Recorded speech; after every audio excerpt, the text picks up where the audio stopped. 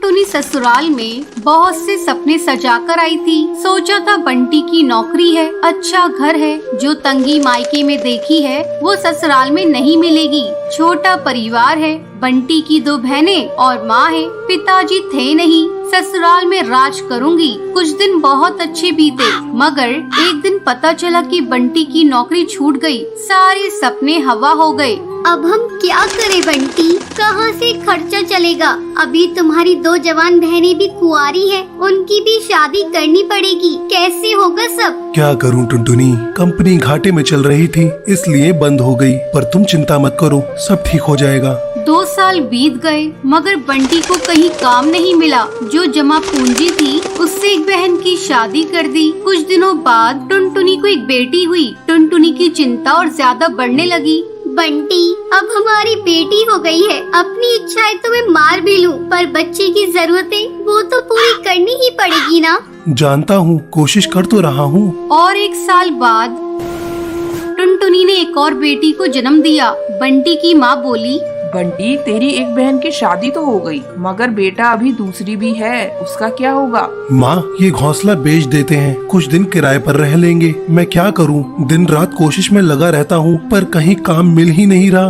बंटी, बहनों के लिए आप मकान बेच रहे हो, हमारी भी 2 बेटियां हो गई हैं, उनके लिए क्या बेचोगे? टुनटुनी, मैं पढ़ा लिखा हूँ, तुम क्या सोचती हो कि मैं अब ठेला लगाऊंगा? ये मुझसे नहीं होगा। टुनटुनी रोने लगी और बोली,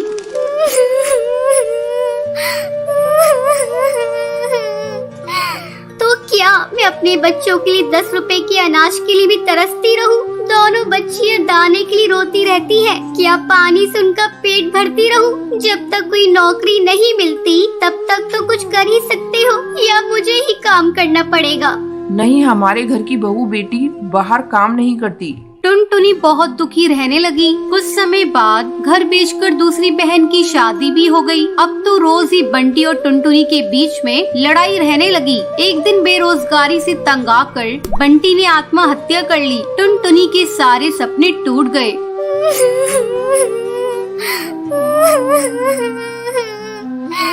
मैं बिल्कुल अकेली हो गई हूँ। अब जिम्मेदारी टुनटुनी के सर पर थी। बूढ़ी सास, अपनी 2 बेटियां और घोंसले का किराया। कुछ आसपास के पक्षी गरीब समझकर बच्चियों को पुराने कपड़े और खाना देकर मदद कर दिया करते थे। टुनटुनी अपनी सास से बोली, माँ, 2 महीने गुजर गए, जो घर का पैसा बचा था वो सब खर्च हो गया। अब मुझे ही कोई काम करना पड़ेगा। जिस गरीबी में हमारे दिन कट रहे हैं, मैं नहीं चाहती कि मेरी बच्चियाँ भी गरीबी में दिन गुजारे। मगर तू करेगी क्या बहू? अपना कुछ काम करने के लिए पैसे भी तो चाहिए। कोई बात नहीं माँ, कोई तो मदद कर ही देगा। टुनटुनी ने सब रिश्तेदारों से मदद मांगी, पर किसी ने कोई मदद नहीं की। सब ये सोचते थे कि ये इतनी गरीब है, कहाँ से चुकाएगी। मायके से भी किसी तरह की कोई मदद नहीं मिली। टुनटुनी निराश हो गई और दुखी होकर रोने लगी।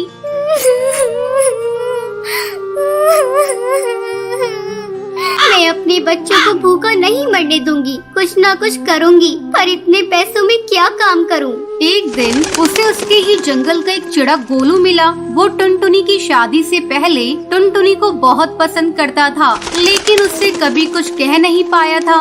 अरे टुनटुनी, कैसी हो तुम? और यहाँ कैसे? और ये क्या हाल बना रखा है तुमने अपना?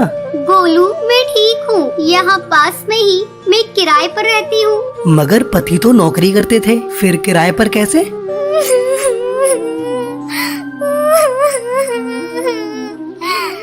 मेरे पति नहीं है, नौकरी छूट गई, घर बिक गया, बहुत गरीबी में दिन गुजार रही हूँ, कोई काम भी नहीं कर पा रही हूँ। मेरे पास केवल 1000 रुपए हैं, उसमें मुझे घर का खर्चा भी चलाना है और किराया भी देना है। मेरी सास बुजुर्ग है और मेरी 2 बेटियाँ भी है, कोई सहारा नहीं है, सबने साथ छोड़ दिया। कैसे कर पाऊंगी इतने कम पैसों में कोई काम? इतनी चिंता मत करो टुनटुनी, तुम चलो मेरे साथ। गोलू उसे चूड़ियों की थोक रेट वाली दुकान पर ले गया। ये मेरी ही दुकान है टुनटुनी। फ्री में देकर तुम्हारे आत्मसम्मान को ठेस नहीं पहुंचाना चाहता, इसलिए ये 1000 रुपए की चूड़ियां दे रहा हूँ। बाजार में इनकी कीमत बहुत ज्यादा है, पर मैं तुम्हें ये आधे रेट में दे रहा हूँ। लेकिन तुम इन्हें 20 रुपए दर्जन बेचना। ये बहुत सुंदर चूड़ियां हैं, पहले कम बेचना और जैसे ही मुनाफा दिखाई दे 30 रुपए दर्जन बेचना। टुनटुनी बहुत खुश हुई। उसकी सारी परेशानी का हल जो उसे मिल गया था, वो चूड़ियाँ बेचने लगी। चूड़ी ले लो, चूड़ी रंग बिरंगी चूड़ी ले लो, सुहागों वाली चूड़ी ले लो। वो डाल डाल जाकर चूड़ियाँ बेचती और बीच बीच में आकर अपनी बेटियों को भी देख लेती। आसपास के पक्षी उसे गरीब समझकर मोल भाव भी नहीं करते। सबको उसकी चूड़ियाँ पसंद आने लगी और उसकी खूब बिक्री होने लगी। चूड़ियाँ तो टुनटुनी के पास ही सुंदर होती हैं, उसी से खरीदेंगे। तीज त्योहार पर और शादियों में चूड़ी पहनाने के लिए उसे ही बुलाया जाता था, जिसमें उसकी कमाई अच्छी हो जाती थी। इस तरह 1 साल गुजर गया। टुनटुनी के अच्छे दिन आने लगे। टुनटुनी गोलू से बोली, गोलू, तुम्हारा बहुत बहुत धन्यवाद। तुम्हारी वजह से मैं आज अपनी गृहस्थी चला रही हूँ, नहीं तो भूखे मरने की नौबत आ गई थी। ये तो तुम्हारी मेहनत है टुनटुनी, मैंने कुछ नहीं किया। जितनी मेहनत करोगी उतना ही अच्छा फल मिलेगा। इसलिए कहते हैं मेहनत करने वालों की कभी हार नहीं होती। बंटी कबूतर की बीवी टुनटुनी की हाइट काफी छोटी थी। वो इतनी नाटी थी, जंगल के पक्षी उसका कई बार मजाक बनाते थे। टुनटुनी, तेरे लिए तो मुझे किचन में टेबल रखना पड़ेगा। माँ जी, इतनी भी नाटी नहीं हूँ मैं। और हाँ, हील्स पहनकर तो आपकी जितनी आ जाती हूँ। अरे, तेरे पापा ने महंगी मोटर का लालच दे दिया, वरना तो मेरे बेटे के लिए ये लंबी लंबी चिड़ियों की लाइनें लगी थी। क्या बताऊं तुझे, कटरीना फेल थी उनके सामने। पर माँ जी, आपका बेटा भी कौन सा हाइट में अभिषेक बच्चन है जो कटरीना मिल जाती। वैसे भी मेरी और इनकी जोड़ी तो राम सीता की जोड़ी है, राम सीता की। एक दिन सभी खाना खा रहे होते हैं। माँ, दाल बहुत अच्छी बनी है, जरा और देना। रुको जी, मैं लेकर आती हूँ, किचन में है। वैसे भी मैं खड़ी ही हूँ। ये सुनकर सास हंसने लगती है। तुम खड़ी हो या बैठी, एक ही बात है। बस कीजिए जी, अभी हील्स नहीं पहनी है मैंने। वैसे भी हील्स पहनती हूँ तो आपके बराबर लगती हूँ। एक दिन टुनटुनी सब्जी लेने बाहर निकलती है तो पड़ोसन कहती है, देखो देखो कितनी नाटी है। रंग तो दिखने में ठीक ठाक था, हाइट भी ठीक ठाक थी, फिर क्या जरूरत थी ऐसी नाटी बहू लाने की। दहेज बहन, दहेज। अंधे हो गए थे पैसों के पीछे, अब करे जग हंसाई।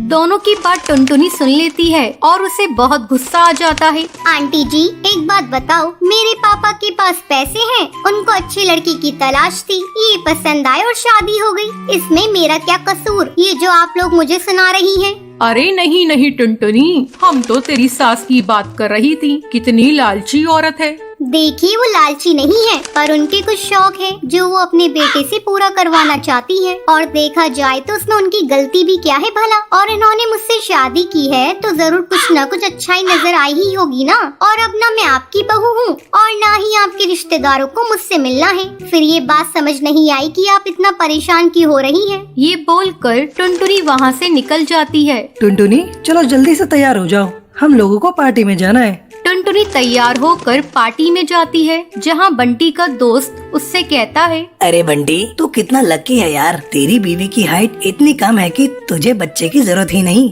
भाभी बच्चे ऐसी हैं। और बंटी, अगर मेरी बीवी की हाइट इतनी कम हो तो मैं घर से बाहर निकलूं ही नहीं। कहीं फुदक के कहीं चली गई तो लेने के देने पड़ जाएंगे। सभी टुनटुनी पर हंसने लगते हैं। तभी पार्टी की जगह पर आग लग जाती है। अरे भागो यहाँ से, जल्दी भागो। अरे लेकिन बाहर के दरवाजे पर ही आग है, हम बाहर निकलेंगे तो निकलेंगे कैसे? कोई रास्ता भी नहीं है। अरे रास्ता है ना, अगर कोई सामने वाली खिड़की से बाहर निकल जाए तो सब निकल सकते हैं। तभी टुनटुनी छोटी सी खिड़की से बाहर निकल जाती है और आग बुझा देती है। अरे वाह, भाभी जी ने तो हम सबको बचा लिया। वाह भाई वाह, बीवी हो तो ऐसी, अपने पति ही नहीं यहाँ मौजूद सभी की जान बचा ली है। भाई बंटी, माफ कर देना, तेरी बीवी तो सच में कमाल है। मुझे ये बात पता है और मुझे मेरी बीवी पर गर्व है। टुनटुनी मुस्कुराकर अपनी पति की तरफ देखती है। कुछ दिनों बाद टुनटुनी और उसकी सास मार्केट जाती है। वहाँ पर अरे भैया, ये कपड़े देना कितने का पड़ेगा? माता जी, ये तो बहुत महंगा कपड़ा है, लेकिन अब बस 2 मीटर बचा है। मेरे तो किसी काम का है नहीं, आप बस इसके 100 रुपए दे दो। अरे भैया, तो मैं क्या करूँगी इस टुकड़े का? लेकिन वैसे है बड़ा ही सुंदर। तभी टुनटुनी बोल पड़ती है, इसमें तो मेरी पूरी ड्रेस सिल जाएगी। ये कहकर वो कपड़ा ले लेती है। अगले दिन टुनटुनी वो ड्रेस पहनकर सास के सामने आती है।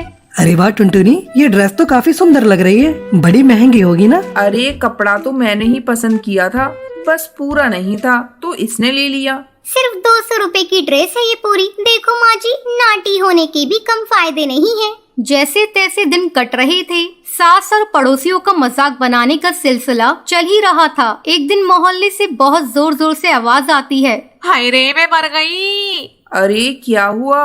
देखते हैं तो सभी गड्ढे के सामने भीड़ लगाकर खड़े होते हैं।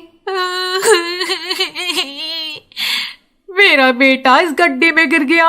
पड़ोसन जोर जोर से रोने लगती है। तभी वहाँ टुनटुनी आ जाती है। रोइए मत, मैं प्रिंस को लेकर आती हूँ। ये बोलकर नाटी सी पतली सी टुनटुनी चिड़िया गड्ढे में घुसकर बच्चे को बाहर ले आती है। तब क्या था, एक बार फिर टुनटुनी के लिए पूरा मोहल्ला तालियां बजाता है। मुझे माफ कर दो टुनटुनी, मैंने तुम्हारी हाइट का कितना मजाक बनाया था। कोई बात नहीं मासी, प्रिंस ठीक है, ये बहुत है। अब वो दिन आता है जब सास टुनटुनी की तारीफ करती है।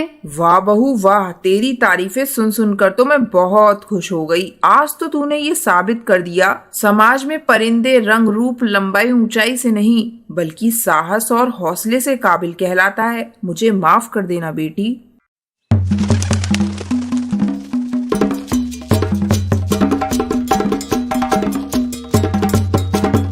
बहुत समय पहले की बात है। चंपकवन जंगल में भूरी नाम की चिड़िया रहा करती थी। उसके माँ बाप उससे बहुत नफरत किया करते थे क्योंकि वो काली थी। एक सुबह, भूरी, तू मेरे सामने सुबह सुबह मत आया कर, बिल्कुल चुड़ैल लगती है।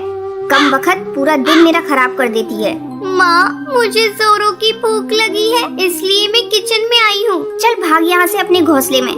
जिस खाने पर तेरी नजर जाएगी वो सब राख हो जाएगा। जब सभी लोग खा लेंगे तब मैं तुझे बुला लूंगी। माँ, तो मुझे इतना डांटती रहती हो और पिंकी को तो बहुत प्यार करती हो।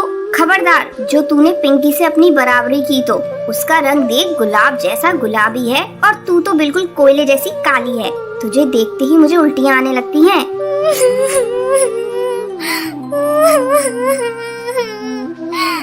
अपनी माँ की कड़वी बातें सुनकर भूरी रोती रोती अपने घोंसले में चली जाती है। जब सभी परिवार के पक्षी खाना खा लेते हैं तब उसकी माँ उसे बुलाती है। अरे करमजली, आकर खा ले और उसके बाद सारे बर्तन धो देना। ठीक है माँ। जब भूरी खाना खाने आती है,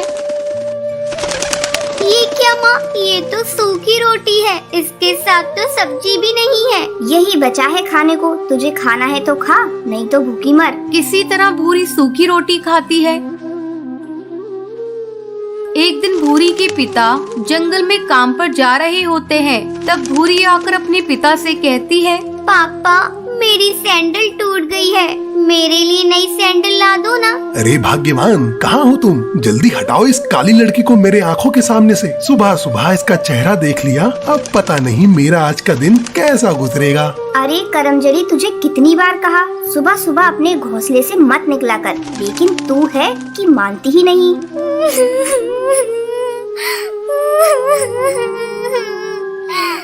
मैं इतनी बुरी हूँ तो मैं ये घर छोड़कर चली जा रही हूँ। हाँ हाँ, चली जा, तेरे चले जाने से यहाँ किसी को फर्क नहीं पड़ेगा। कम से कम तुझसे पीछा तो छूट जाएगा। माँ, मैं भी तुम्हारी बेटी हूँ, तुम इस तरह मेरे साथ क्यों बर्ताव कर रही हो? देखना, एक दिन तुम्हें इसी बेटी पर गर्व होगा। इतना कहकर भूरी घर छोड़कर चली जाती है।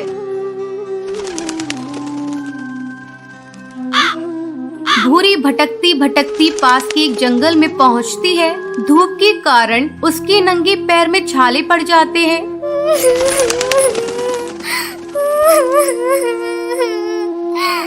मेरे मम्मी पापा मुझसे बिल्कुल भी प्यार नहीं करते। अच्छा होता मैं मर ही जाती। अब मैं कभी भी अपने घर नहीं जाऊंगी। तभी उसी जंगल से एक जादूगरनी गुजरती है।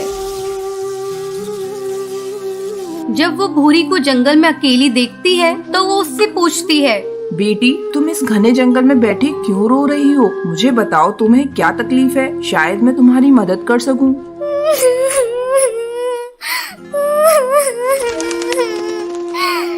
जादूगरनी, ये देखो मेरे पैरों में छाले पड़ गए हैं। मेरे मम्मी पापा मुझसे बिल्कुल भी प्यार नहीं करते, इसलिए मैं अपना घर छोड़कर यहाँ आई हूँ। ये सब मेरे काले रंग से नफरत करते हैं। बेटी तुम चिंता मत करो, मैं तुम्हें एक जादुई सैंडल देती हूँ, जिसे पहनते ही तुम बहुत ही खूबसूरत हो जाओगी। फिर वो जादूगरनी भूरी को एक सैंडल देती है। बेटी ये सैंडल इसे पहन लो और अपने घर वापस चली जाओ। जैसे ही भूरी सैंडल को पहनती है वो खूबसूरत हो जाती है। फिर वो अपने घर आती है। घर आने के बाद, अरे तुम कौन हो? किससे मिलना है तुम्हें? माँ, तुमने मुझे पहचाना नहीं? मैं भूरी हूँ। तू झूठ बोल रही है, तू तो भूरी हो ही नहीं सकती। भूरी तो बहुत काली है। माँ, ये देखो मेरी जादुई सैंडल मुझे एक जादूगरनी ने दी है। इसे पहनकर मैं सुंदर हो गई। फिर भूरी खुशी खुशी रहने लगती है।